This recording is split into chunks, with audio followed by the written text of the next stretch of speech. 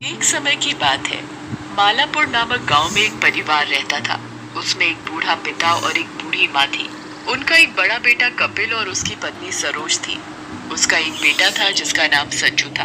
वो बहुत ही नालायक था। उनका एक छोटा बेटा दीपक और उसकी पत्नी सपना थी। उसके एक बेटा था जिसका नाम किशन था, जो बहुत ही समझदार और होशियार था। लेकिन उसे कोई भी प्यार नहीं करता था क्योंकि वो एक किन्नर था। उसके किन्नर होने की वजह से सब दीपक और सपना को भी उल्टा सीधा बोलते थे, जबकि सब लोग संजू को ही प्यार करते थे। किशन का एक दोस्त भी था जिसका नाम रवि था। वो किशन की प्रॉब्लम समझता था और हमेशा उसे समझाता रहता था कि तुम लोगों की बातों पर ध्यान मत दिया करो। लेकिन सभी लोग उससे नफरत करते थे क्योंकि वो लड़कियों की तरह रहता था। इसी वजह से सभी लोग उसका मजाक उड़ाते थे। वो अपने स्वभाव की वजह से बहुत परेशान रहता था। एक दिन की बात है। संजू किशन से कहता है, अरे ओए किशन, मेरे लिए खाना तो ला दे और मेरे कपड़े प्रेस कर दे, मेरा कमरा भी साफ कर देना। वैसे भी तुझे लड़कियों वाले काम करने में अच्छा लगता है। भैया, आप ऐसे क्यों बोल रहे हो? मैं भी तो लड़का हूँ, पर काम तो तेरे सारे लड़कियों वाले हैं। चल जल्दी से मेरा काम कर और जा यहाँ से। किशन संजू का काम करके नहाने चला जाता है और नहाने के बाद उसका मन करता है कि वो सलवार सूट पहन ले, और वो सलवार सूट पहनकर अच्छे से तैयार हो जाता है। तभी उसके दादा दादी किशन को आवाज लगाते हैं और कहते हैं, किशन, मेरा चश्मा तो लाना। अभी लाया दादाजी। ये क्या हाल बना रखा है? तू नहीं सुधरेगा, अभी तुझे लड़की बनवाता हूँ। और ये कहकर दादाजी किशन को मारने लगते हैं। दादाजी, मुझे मत मारो, मैंने क्या किया है? आप मुझे क्यों मार रहे हो? इस लड़के ने तो सारे मोहल्ले में हमारी नाक कटा रखी है। इसने तो हमें कहीं जाने लायक ही नहीं छोड़ा। सभी लोग यही कहते हैं। और तुम्हारी छोटी पोती किशन कैसी है? हाँ? दादाजी, मैं क्या करूं? मेरा मन करता है लड़की के जैसे रहने का। तेरा मन करता है? तूने तो हमें कहीं मुंह दिखाने लायक नहीं छोड़ा है। तेरे माँ बाप ने तुझे ज्यादा ही सर चढ़ा रखा है। और जाकर लड़के वाले कपड़े पहन कर आ। किशन रोते हुए अपने कमरे में जाकर लड़के के कपड़े पहन लेता है और अपनी माँ के पास जाता है। और किशन अपनी माँ से कहता है, माँ, मैं किन्नर क्यों हूँ?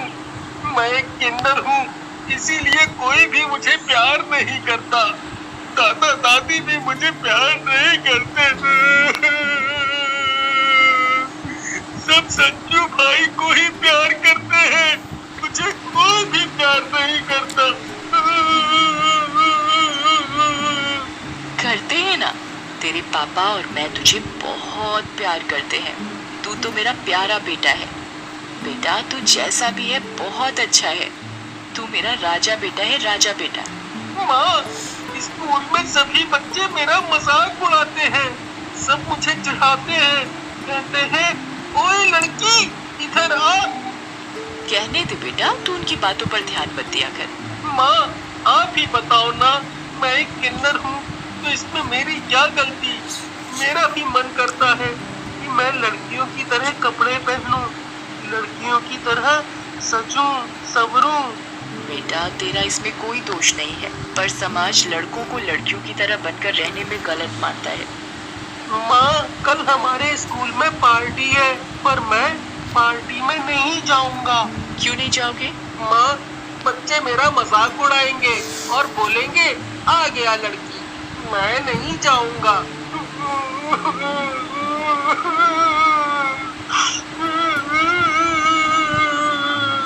और किशन रोने लगता है। किशन बेटा, दिल छोटा नहीं करते, तुम्हें जाना चाहिए और सबका सामना करना चाहिए। तुम किसी से कम नहीं हो, तुम भी उनके जैसे ही हो। और किशन माँ की बात सुनकर कहता है, माँ, तुम कहती हो तो मैं चला जाऊंगा। और अगले दिन, अरे किशन, क्या बात है? आज तो तू एकदम हीरोइन की तरह चमक रहा है। लेकिन किशन स्कूल के बच्चों की बातों पर ध्यान नहीं देता और वहाँ से चला जाता है। तभी किशन का दोस्त रवि मिलता है। वह उससे कहता है, कैसे हो किशन? ठीक हूँ, और तुम बताओ कैसे हो? मैं भी ठीक हूँ। ये सब तो पागल है, तुम इनकी बातों पर ध्यान मत दिया करो। जब इनको तुम्हारी जरूरत होती है तो ये सब तुम्हारे आगे पीछे घूमते हैं और बाद में तुम्हारा मजाक बनाते हैं। तुम भी अब इनकी कोई मदद मत करना। कोई भी तुमसे चैप्टर समझाने या मैथ के प्रश्न पूछे तो मना कर देना। कभी ऐसा नहीं कहते। कोई बात नहीं, जाने दो। मैं इनकी बातों का बुरा नहीं मानता। पता नहीं भगवान ने मेरे साथ ऐसा क्यों किया, मुझे किन्नर क्यों बनाया। तभी किशन की क्लास के बच्चे आ जाते हैं और वो किशन को देखकर हंसने लगते हैं और कहते हैं,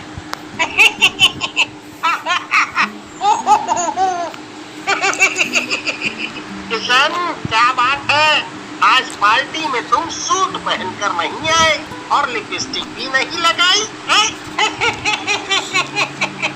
और सब जोर जोर से हंसने लगते हैं। ये देख रवि सभी बच्चों को डांट कर चुप करता है और कहता है, तुम्हें इस तरह किशन का मजाक नहीं उड़ाना चाहिए। जब तुम्हें किशन से कुछ पूछना या समझना होता है तो किशन भाई बता दो। अब तुम उसका मजाक बना रहे हो, ये गलत है। इसमें किशन की क्या गलती है, वो भी हमारी ही तरह है। जाने दो रवि। ये कहकर किशन वहाँ से चला जाता है और वो एक नदी के किनारे जाकर रोने लगता है।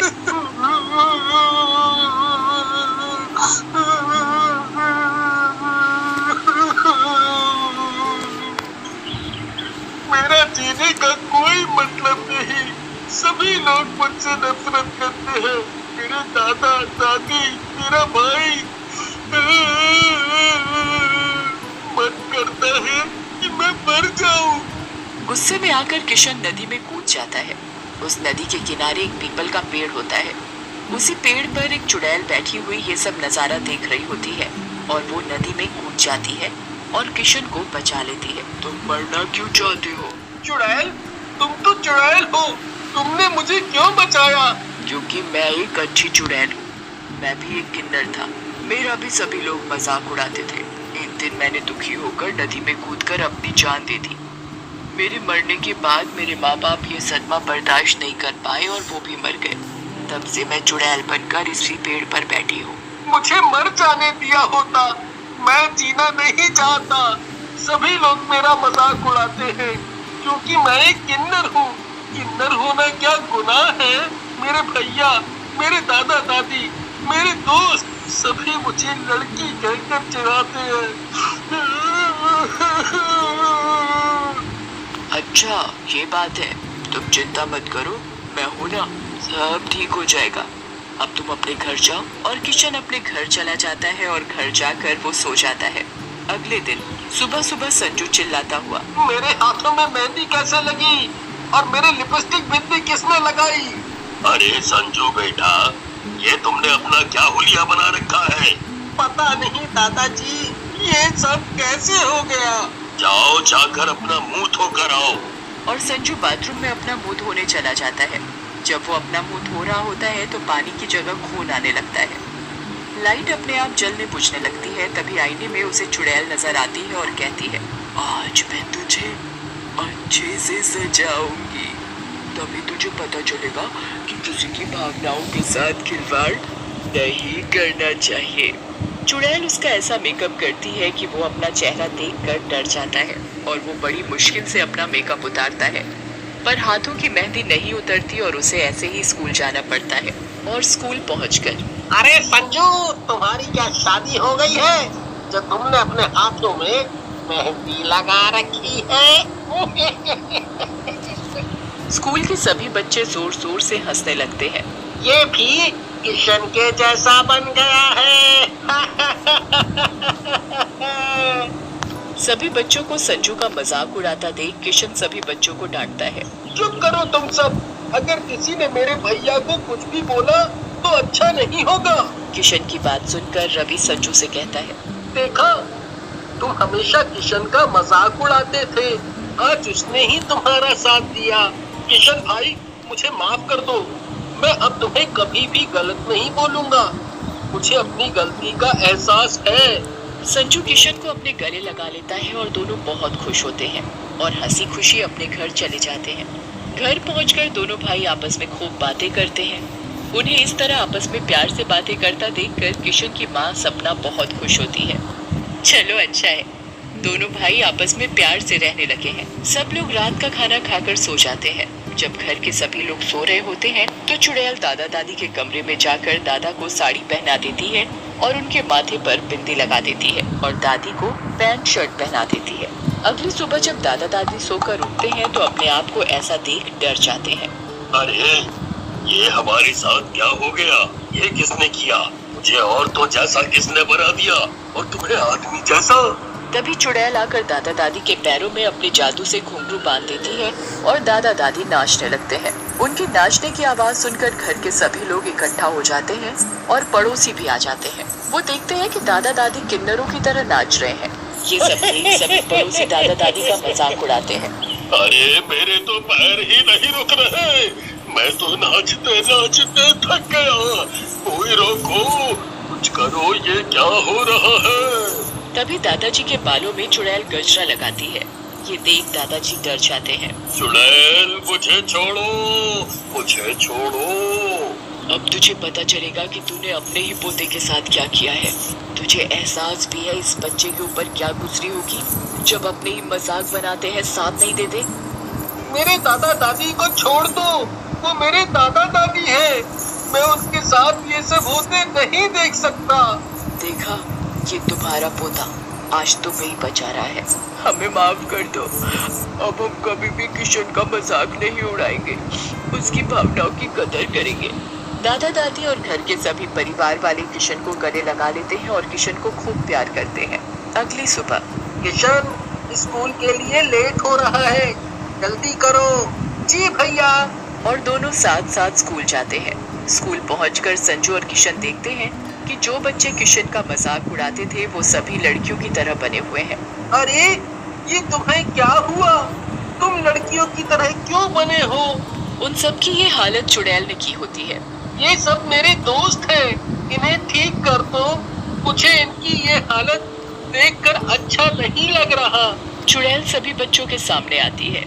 देखा तुमने, तुम सभी किशन को लड़की कहकर चिढ़ाते थे, आज वो ही तुम्हारी मदद कर रहा है। स्कूल के बच्चे किशन से माफी मांगते हैं। हमें माफ कर दो, अब हम कभी भी तुम्हारा मजाक नहीं उड़ाएंगे। हमें पता चल गया कितनी तकलीफ होती है जब किसी लड़के को लड़की कहा जाता है। हम किसी भी किन्नर का मजाक नहीं उड़ाएंगे। सभी बच्चे किशन को गले लगाते हुए अपना दोस्त बना लेते हैं। ये सब देख चुड़ैल खुश होती है। चुड़ैल को भी एक नेक काम करने से मुक्ति मिल जाती है और वो आसमान में गायब हो जाती है।